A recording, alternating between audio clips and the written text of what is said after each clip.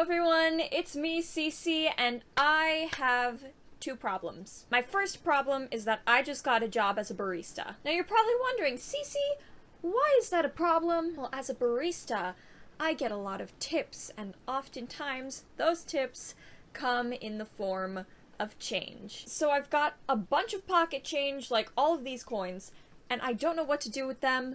My wallet has stopped closing because of all of the coins in there. My second problem is that it is currently that time of the month for me, and when it is that time of the month, I tend to get a little sad, we're gonna say. And you know what makes me happy when I'm sad?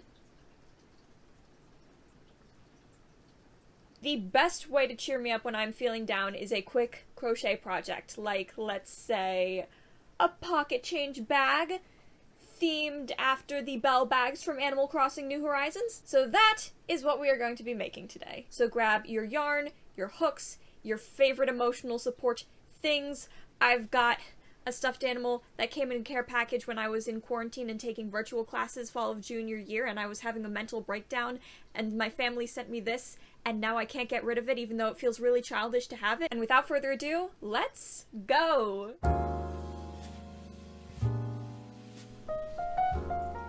First things first, the base for this bag is going to be a circle, which means that we need to make a magic ring. Now, for those of you who don't know what a magic ring is, it is basically a circle that you make with yarn that you can make smaller or larger, depending on what the project calls for. And I'm about to blow your mind with this method of making a magic ring. So the first thing that you do is you take the little tail of your yarn and you just pinch it between your fingers like that. And then you take two fingers, you loop it over, and then you loop it over again so that it makes a little like X, V thing. And then you take your hook, you put it underneath the first string and over the second and pull it through like that. And then from there you can take the long end that goes back to the ball of yarn and you can secure it with just a slip stitch. There we go.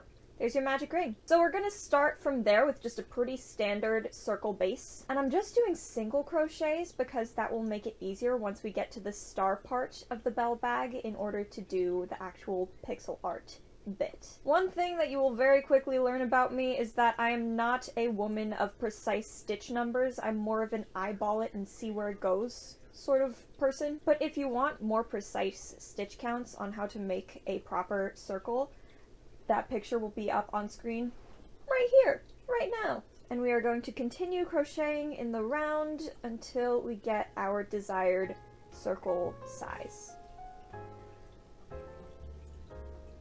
All done!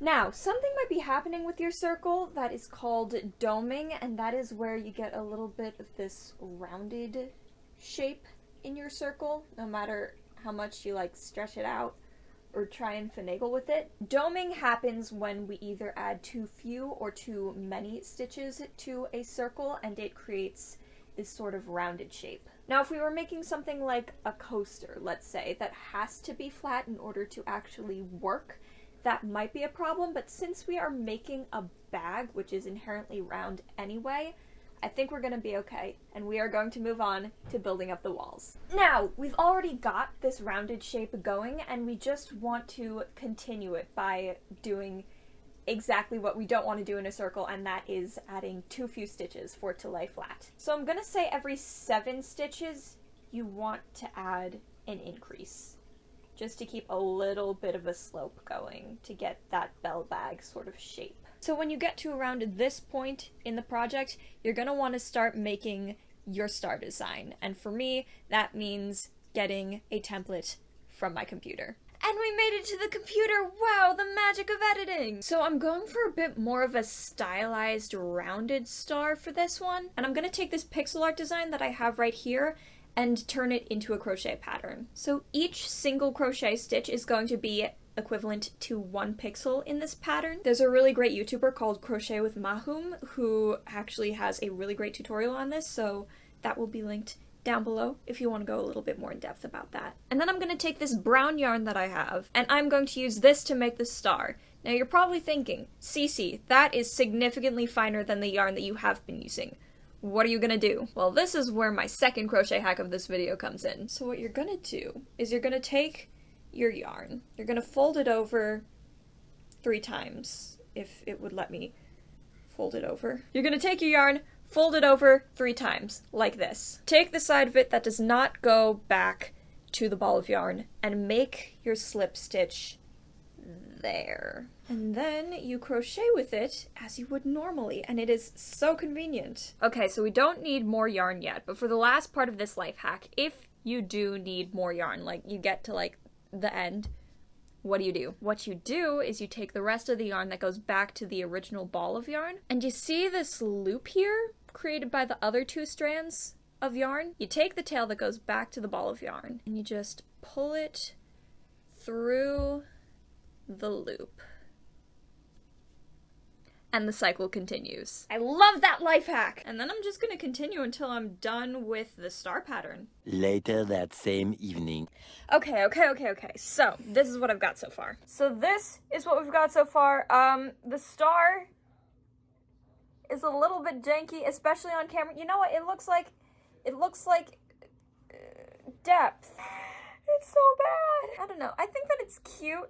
I think that it's got a certain character to it, but I did end up doing a couple of little decreases as I went up, just as I went along, you know, regular Cici style. But now I'm going to do a row where I actually just do a chain instead of a single crochet so that it makes little holes, because I want to weave like a little ribbon through. I do have a phone call with the homies though in about 15 minutes though, so I'm gonna show you super quick what I'm talking about. So let's say hypothetically I'm doing my single crochets, right? So instead of doing this next single crochet, I'm just gonna chain and then go into the next stitch. And what that will do is it will create a nice little gap. I'm not sure if you can see it, but this is the perfect size for a ribbon to go through. So I'm gonna do that.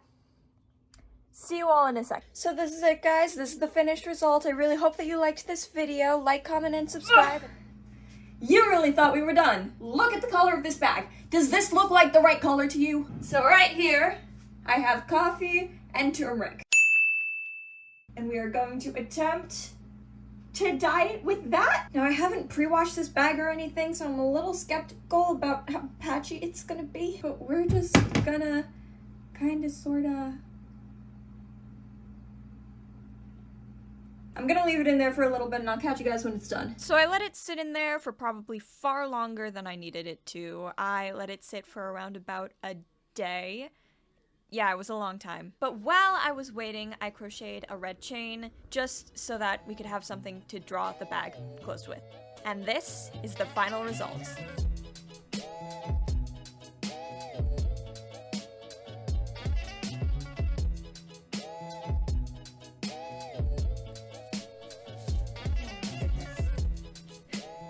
So this is it.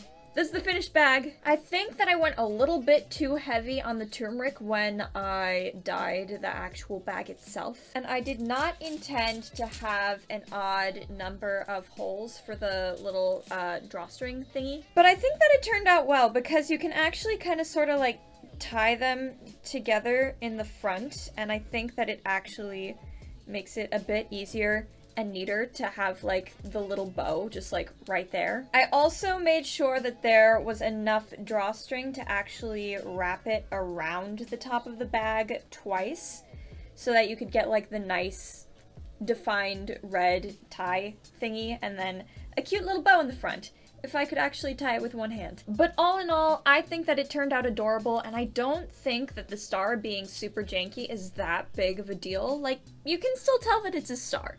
And it's still cute. And I will definitely be using this every time I go to the grocery store and I want to switch out my change for cash. If you did like this video, make sure to like and comment down below. It really does help out a lot. And subscribe to see more of my lovely face. And I will see you in the next video. Goodbye, everyone!